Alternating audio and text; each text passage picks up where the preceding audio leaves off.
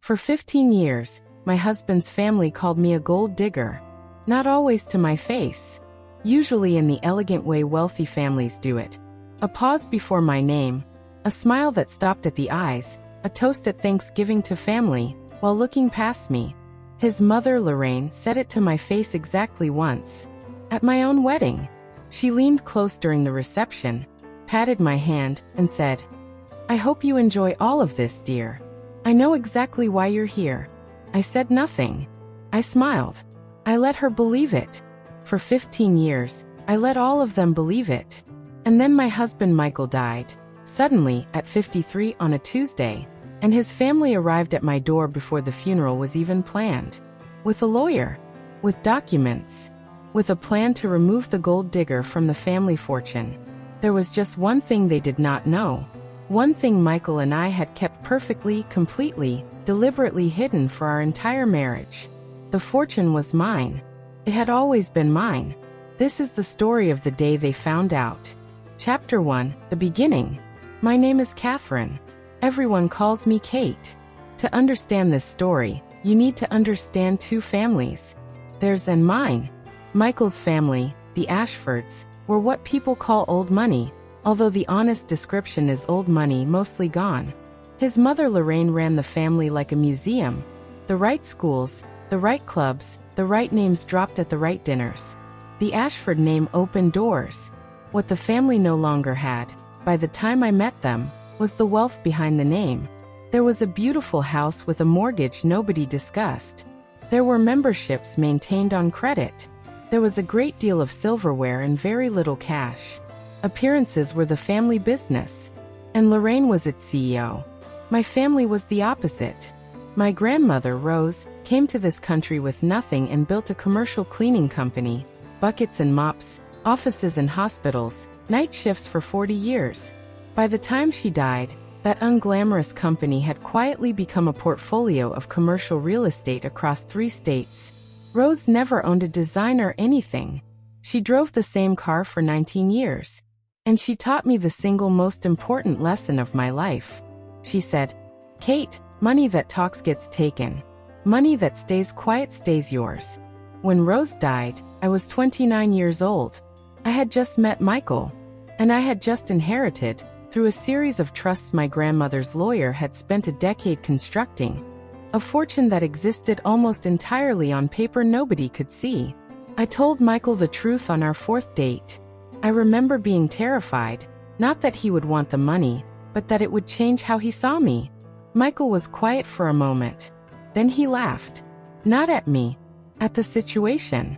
He said, "Kate, my family has a famous name and empty accounts. You have full accounts and no name anyone knows. My mother is going to spend her whole life condescending to the richest person she's ever met." And then he said the thing that made me marry him. He said, "Let's never tell her. Let's never tell anyone. Let's just live our life and let people believe whatever story makes them comfortable." So that is exactly what we did. Chapter 2, The Betrayal. For 15 years, our life ran on a quiet architecture that only 3 people fully understood. Michael, me, and my grandmother's lawyer, a precise, gray-haired man named Mr. Abrams. Michael had a dream, a specialty manufacturing business. Everyone assumed the Ashford family had funded it. In reality, the startup capital came from an investment company registered in Delaware. The company was called Rosewood Holdings. Rosewood was me. The name was my private joke. Rose's money still working. Rosewood held the mortgage on our home.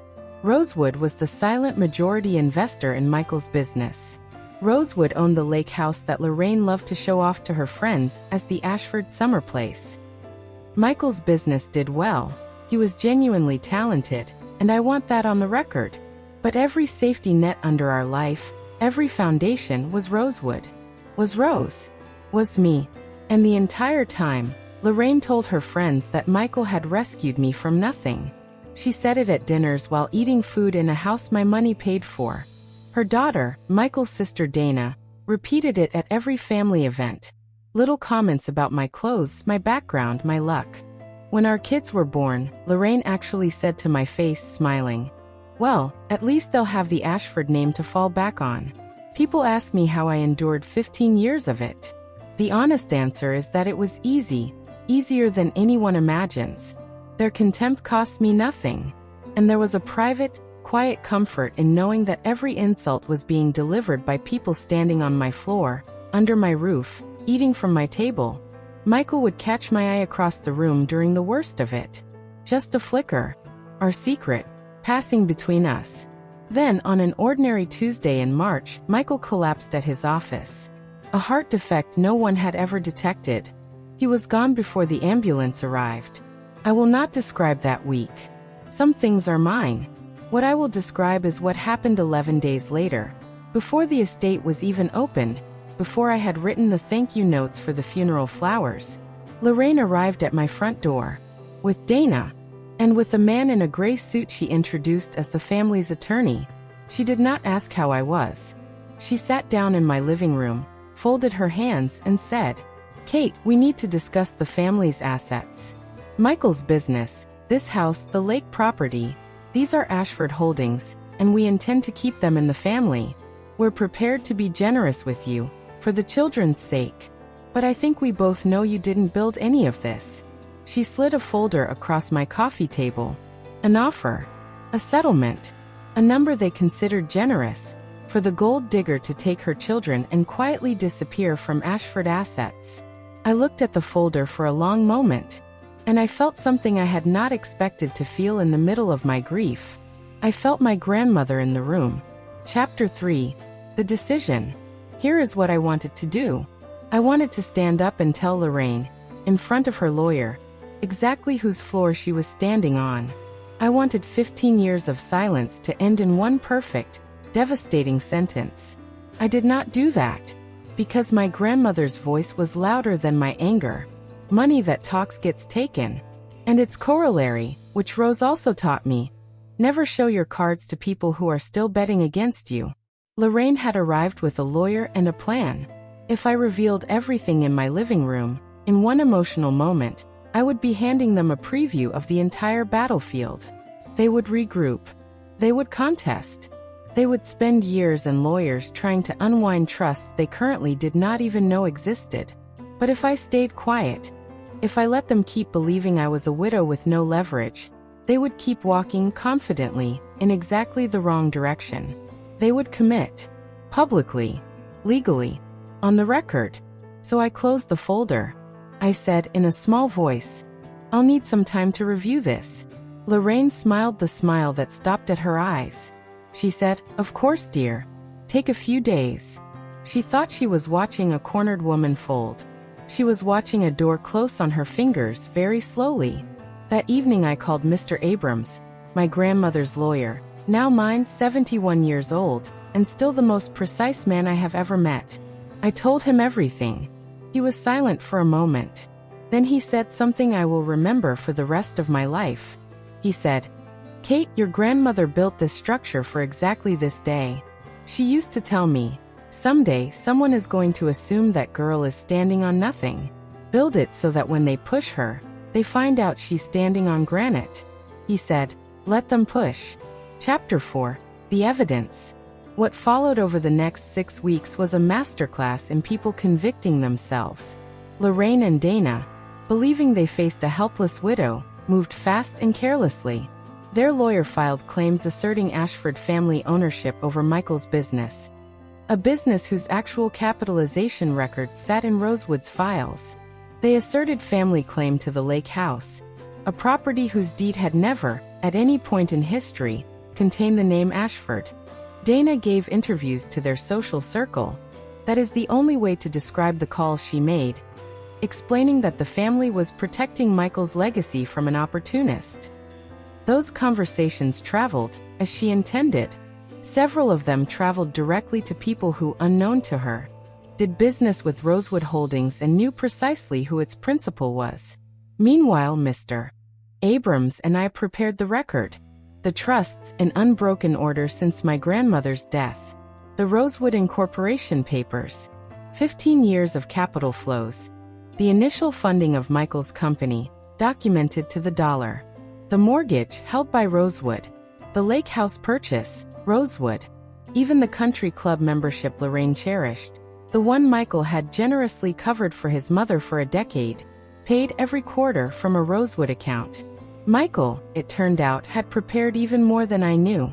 In his study, in a fireproof box, Mr. Abrams and I found an envelope marked with my name. Inside was a letter, and a memorandum Michael had updated every single year of our marriage, formally acknowledging Rosewood's ownership stakes, signed and notarized, year after year, 15 times. The letter said in part, "Kate, if you are reading this, then I'm gone, and knowing my mother, she is already at the door." She never asked a single question about how our life was actually built, because the answer she invented flattered her. Let her keep her story right up until the moment it collapses. Then forgive her if you can. But only after. Love always him. Even from wherever he was, Michael was still catching my eye across the room. The hearing was scheduled for a Thursday morning. Lorraine arrived in pearls. Dana arrived with a folder of their own, genealogies, name history, the mythology of Ashford. Their lawyer opened by describing, at length, the family's generational stewardship of the assets in question. Then Mr. Abrams stood up. He was 71 years old, and he moved like a man with all the time in the world, because he had all the evidence in the world. He placed the Rosewood records on the table, one set at a time. Ownership of the business. Ownership of the house. Ownership of the lake property. 15 notarized annual memoranda in Michael's own hand. And the trust documents, tracing every dollar back to a cleaning company founded by an immigrant woman named Rose. And then he said the sentence I had waited 15 years to hear someone say out loud.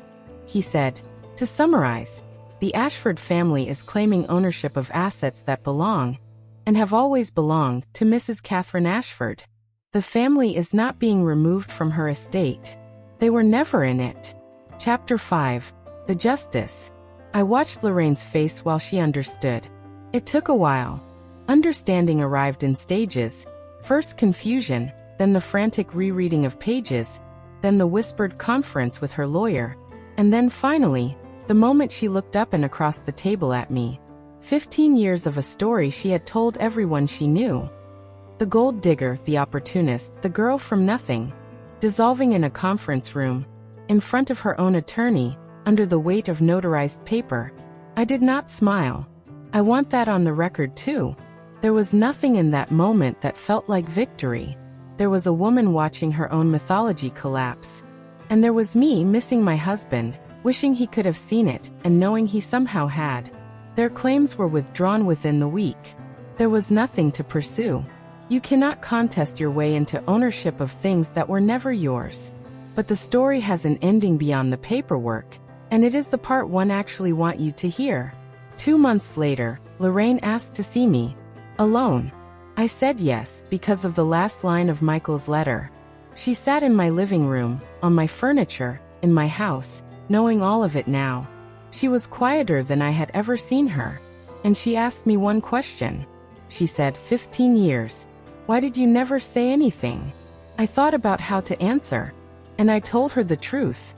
I said, because your opinion of me was never the important thing. My grandmother cleaned offices at night for 40 years so that no one in this family, yours or mine, would ever be at the mercy of people who judge worth by appearances. The money kept my children safe.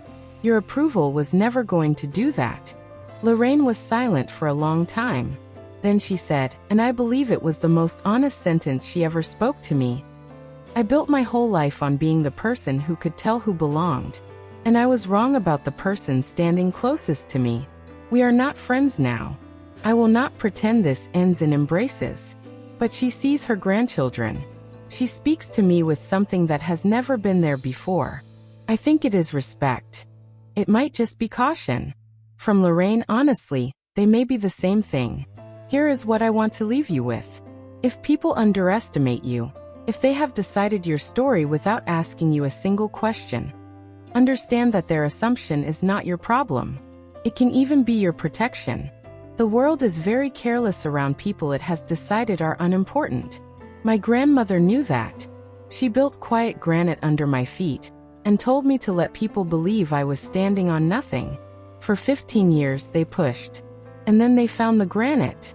They called me a gold digger for 15 years. They never once asked where the gold actually was. I kept the deeds. I kept the trusts. I kept 15 years of notarized truth in a fireproof box. I kept receipts. Thank you for being here for this story. New story every Monday, Wednesday, and Friday. If someone in your life is being underestimated right now, send them this. I will see you in the next one. There is more to this story. Parts 1 skipped because they were too painful to tell in order. Let me go back. I want to tell you about the 15 years in more detail, because people hear, she endured it, and imagine it was one smooth performance. It was not.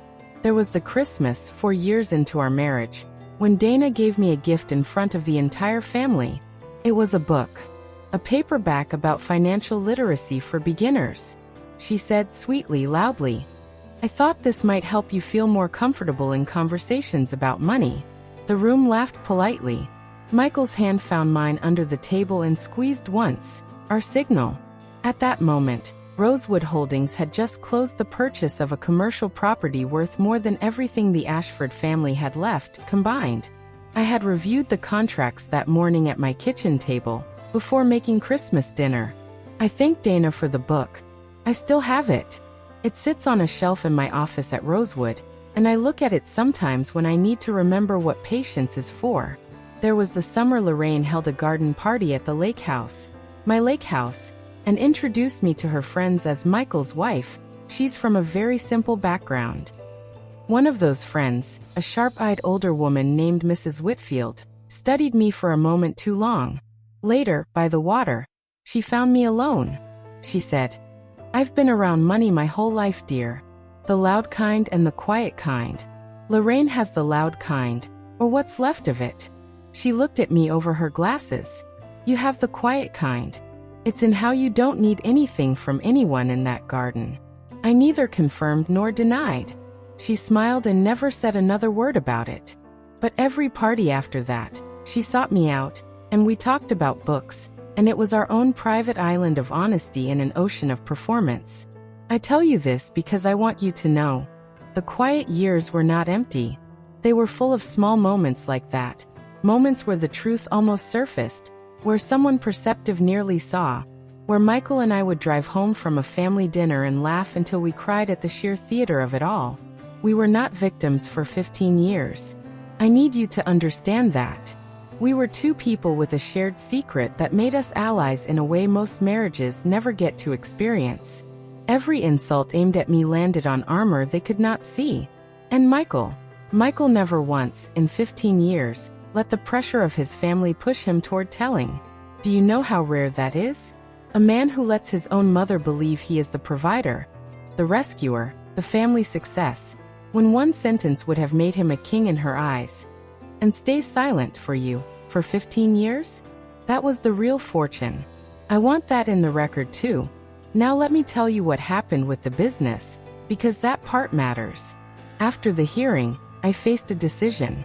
Michael's company, Rosewood's company, had 211 employees. Michael had run it well. Without him, it needed leadership, and quickly. Lorraine, in the weeks after the collapse of her claims, floated the idea through intermediaries that Dana's husband might step in to preserve continuity. The audacity of this, after everything, was almost admirable. Instead, I did something no one in that family expected. I stepped in myself. Not as a figurehead. I had spent 15 years reading every Rosewood contract, every quarterly report, every financing document. I knew that company's skeleton better than anyone alive except its late founder. The board, once they understood who had actually capitalized the company since day one, did not need convincing. The first month was brutal. There were managers who assumed the widow was a temporary formality. There was a supplier who tried to renegotiate terms in his favor during the transition. There was a competitor who called offering to buy the company at a price that was, frankly, an insult wrapped in condolences. I declined all of it. Quietly. In writing. With documentation. By the end of the first year, revenue was up 11%. Not because I am a genius, because I did what my grandmother did.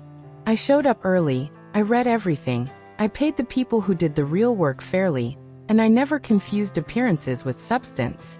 At the company holiday party that December, one of the senior machinists, a man named Frank who had been with Michael since the beginning, raised a glass and said, "To the boss."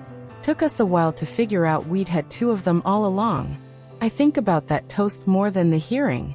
And there is one more scene I owe you. The children. My son was 14 and my daughter 11 when their father died. They had grown up inside the same theater as everyone else. They knew Grandma Lorraine could be sharp with their mother, and they knew, in the way children always know, that something underneath the family's surface did not add up. 6 months after everything settled, I sat them down at the kitchen table, the same table where I once reviewed contracts before Christmas dinner, and I told them the entire story. Rose, the cleaning company, Rosewood, the secret, the hearing. My daughter asked the question children ask, the one that cuts to the center. "Mom, didn't it hurt? When they were mean to you all those years?" I told her the truth. I said, "Sometimes. But your great-grandmother taught me that there are two kinds of strength. The kind that answers back, and the kind that doesn't need to. I want you to have both, and to know which one to use." My son was quiet for a while.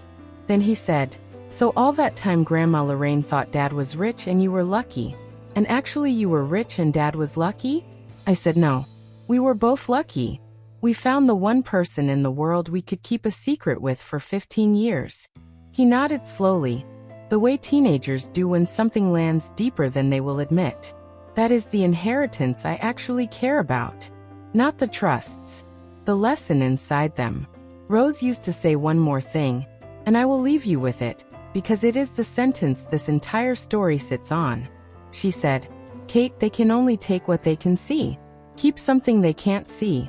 Keep your dignity where their opinions can't reach it. Keep your worth in a place that doesn't require their approval to exist. And keep the paper. Always, always keep the paper. Because the day someone pushes, and someone always pushes, the paper is the granite." One final detail, for those still listening. Last spring, the country club where Lorraine has held court for 40 years hosted its annual charity gala. The club was raising funds for a scholarship program, first-generation students, children of immigrants, kids from what Lorraine's circle politely calls simple backgrounds. The largest donation that evening came from an anonymous foundation nobody in the room had heard of, the Rose Foundation. Lorraine gave a small speech that night about the importance of generosity and community. She thanked the anonymous donor warmly, told the room that whoever they were, they clearly understood what family values truly meant. I sat at table 9 and applauded with everyone else. She still does not know. Some receipts, I have decided, are best kept forever. Thank you for listening to all of it.